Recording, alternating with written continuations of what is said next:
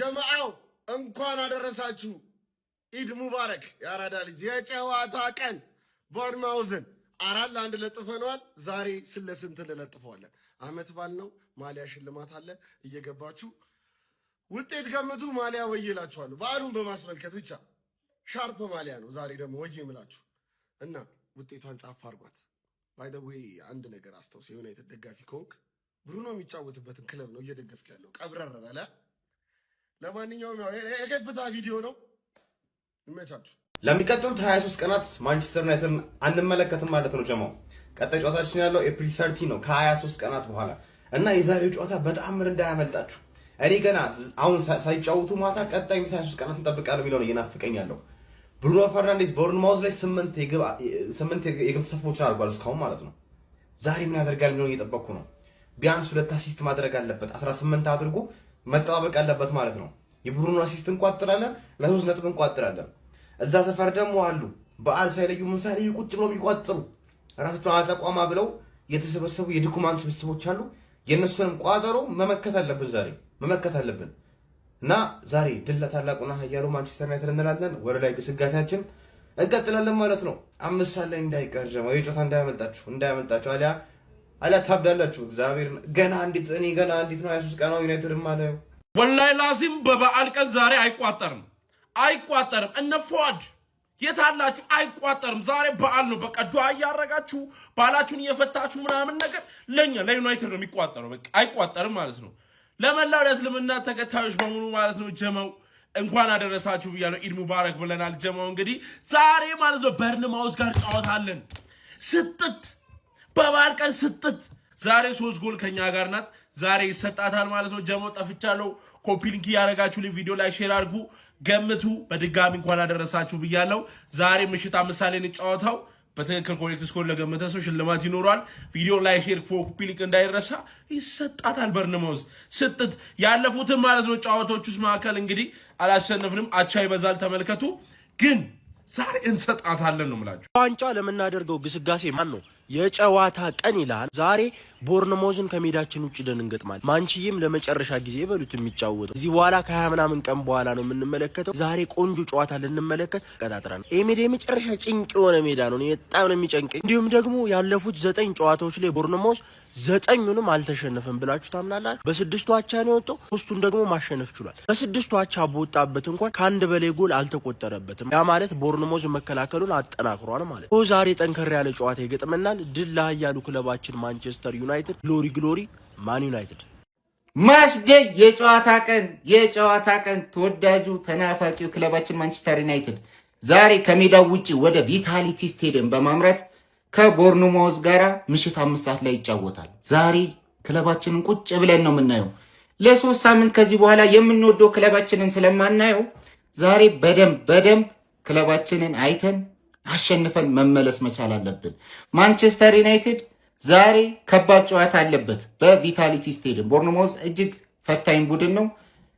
9 ጨዋታ ደግሞ አልተሸነፈም። ግን ዛሬ ደግሞ ማንቸስተር ዩናይትድ ልክ እንደ ቪላው የሚጫወት ከሆነ ይለጠልጧል።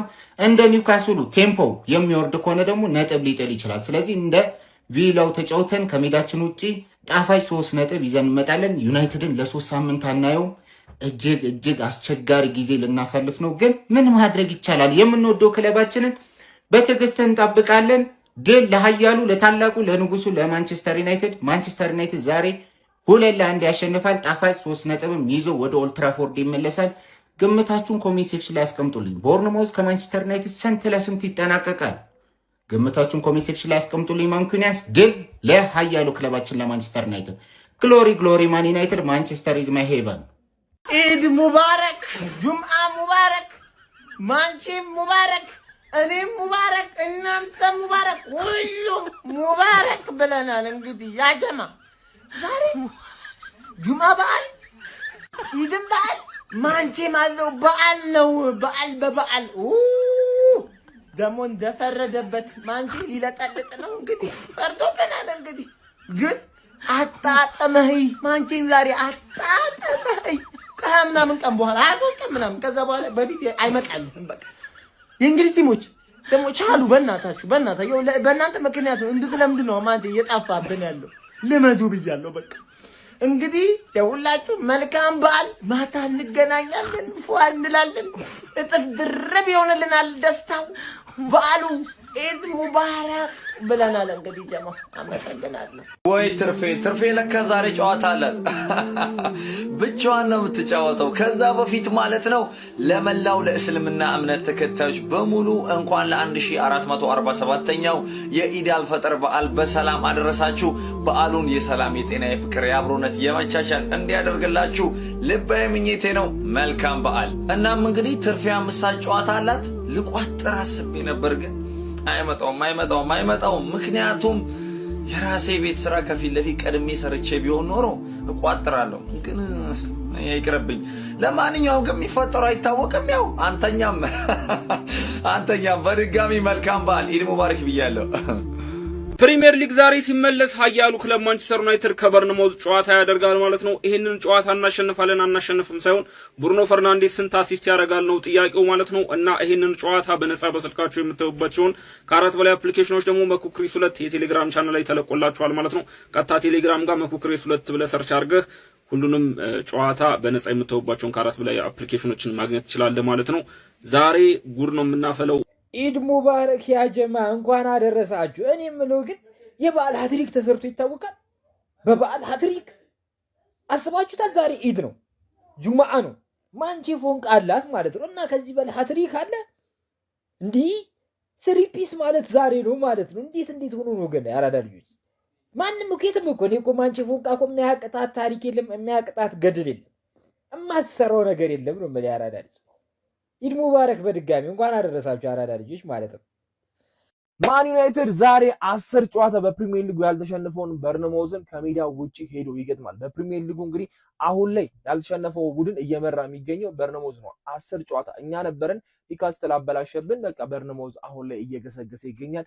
በሜዳቸው 2 ጨዋታ ብቻ ነው የተሸነፉት፣ በኤቨርተን እና በአርሰናል። ለመጨረሻ ጊዜ የተሸነፉት ጃንዋሪ ላይ ነው በአርሰናል ማለት እስካሁን አሁን ማርች ላይ ነን። ኦልሞስት 3 ወር ምናምን ሊሆናቸው ነው። አሁን በስራት እንሰጣቸውና እናረጋጋቸዋለን። ማይክል ካርክ ዛሬ የሚገርም 3 ነጥብ እንደሚወስድ ተስፋ አደርጋለሁ። ጨዋታውም ጸዴ እንደሚሆን በርንማውዝ ይመቻሉ። በቃ ጨዋታ ያሳዩዋል፣ ይገባባቸዋል፣ ጎልም ማስቆጠር ይችላሉ። አዝናኝ ጨዋታ ነው የሚጫወቱት። የባለፈውን 4-4 ጨዋታ የምናስታውሰው ነው። ይሄኛውም ጨዋታ በጣም አዝናኝ ሆኖ ማሸነፍ የምንችልበት ጨዋታ እንደሚሆን ተስፋ አደርጋለሁ። እስቲ ግምታችሁን ውጤቱን ኮሜንት ላይ አሳውቁኝ። ፎሎ ማድረግ እንዳረሱ ይመቻችሁ። ከአውሮፓ መድረክ ውድድሮች መልስ የ31ኛ ሳምንት የእንግሊዝ ፕሪሚየር ሊግ በዕለተ ዓርብ ሲመለስ ገናናውና ኃያሉ ማንቸስተር ዩናይትድ በቪታሊቲ ስቴዲየም ላለፉት ዓመታት በእጅጉ ሲፈትናቸው የቆየውን የአንድሬ ሮውለን በርንማውዝ የሚያስተናግድ ይሆናል። ቀይ ሰይጣናቱ በማይክል ካሪክ ስር መሰልጠን ከጀመሩ ወዲህ የደረጃ ቡድን በመሆን ለፔፕ ጋርዲዮላ ማንቸስተር ሲቲ ጭምር ስጋትን የጫሩ መሆኑን ተከትሎ ይህን መርሃ ግብር ድል በማድረግ ተጫዋቾቹን ከወዲሁ ለሀገር አስገዳጅ እንደሚልክ ቢጠበቅም ባለሜዶቹ ሽንፈትን ከቀመሱ 11 ጨዋታዎችን ያስቆጠሩ መሆኑና የአውሮፓ መድረክ ተሳትፎን ለማግኘት እየተፋለሙ የሚገኙ መሆኑን ተከትሎ ለቀይ ሰይጣናቱ ቀላል ተጋጣሚ ይሆናሉ ተብሎ አይጠበቅም። የሁለቱ ቡድኖች ጨዋታ ዛሬ ምሽት 5 ሰዓት ሲል የሚከወን ሲሆን ለመላው የእስልምና እምነት ተከታይ ቤተሰቦቼ እንኳን አደረሳችሁ፣ መልካም በዓል እላለሁ። ይመቻችሁ።